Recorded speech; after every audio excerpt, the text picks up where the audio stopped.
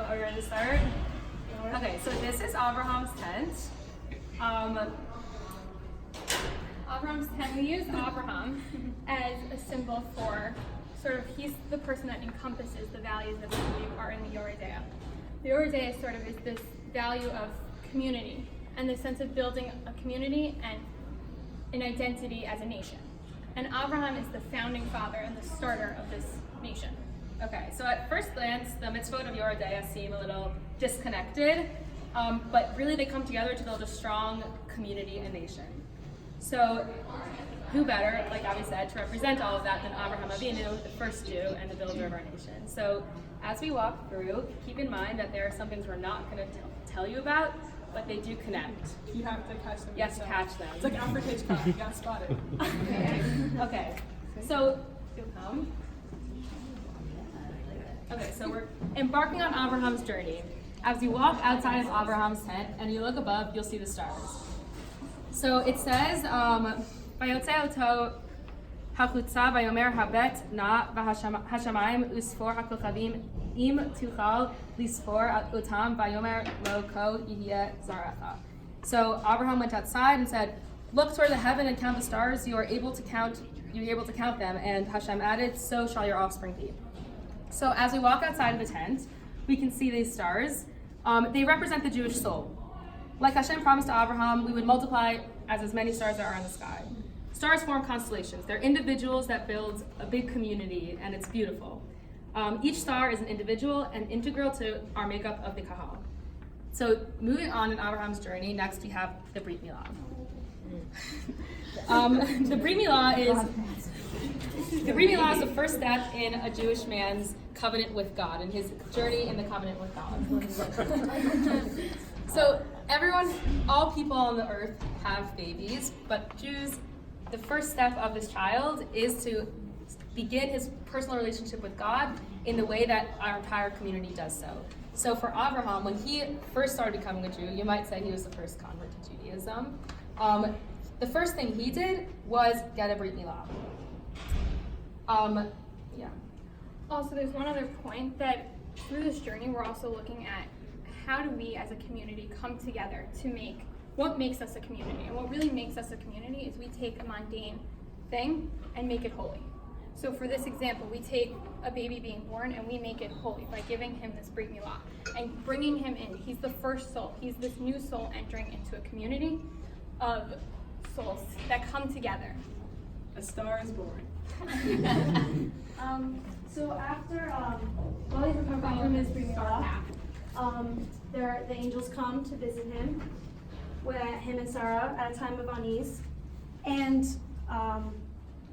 we also do this so mundane is like a doctor visiting, helping a kid who's sick, but then we do Birkat Cholim, our friends come visit us, we give flowers and get student cards, and so that's us making it holy and being a community and helping other people in their times of need. And we also, When we move on to the law of Kashrut. so the angels all come to visit Abraham, and and Abraham serves them food. And when he welcomes them in, he says, "Vayikach chema v'chalav ubein habakar asher asa vayitain lifnehem." And that means he took curds and milk and the calf that had been prepared and set these before them. So it seems like from this pasuk that he's disregarding the laws of kashrut. But milk and meat together. Yeah, but the Midrash says that's not true. He says that he served the butter and milk before he served the meat, which is why the pasuk phrased it in that order. So what we did was we did the mundane when people just sit and eat whatever, they can have meat and dairy at the same time. But what Jews do to make it holy is we separate it. We have dairy at one time, meat at a different time. So yeah.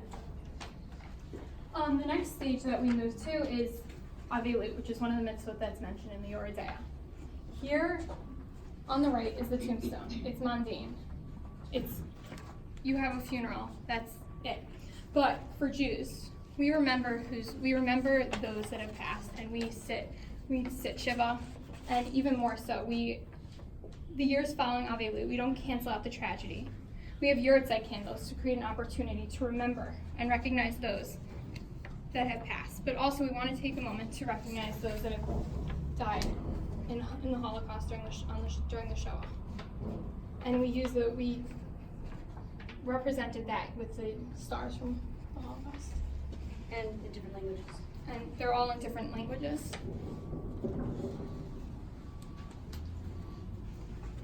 Similar, also, Abraham didn't just bury Sarah. He spent time and he thought out and he planned Marat Machpelah.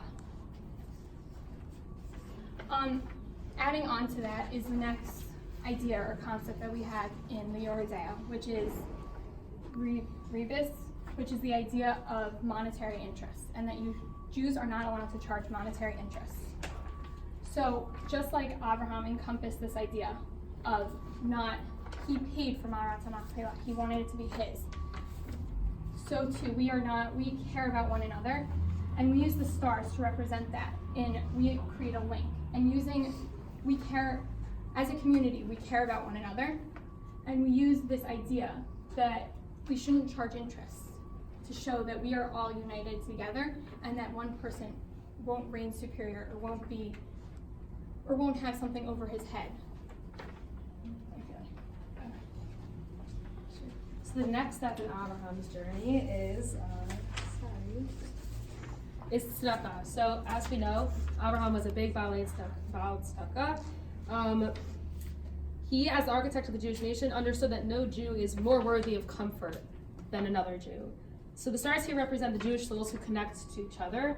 A star looks like a star. They look no different. No Jew is, in essence, different from another.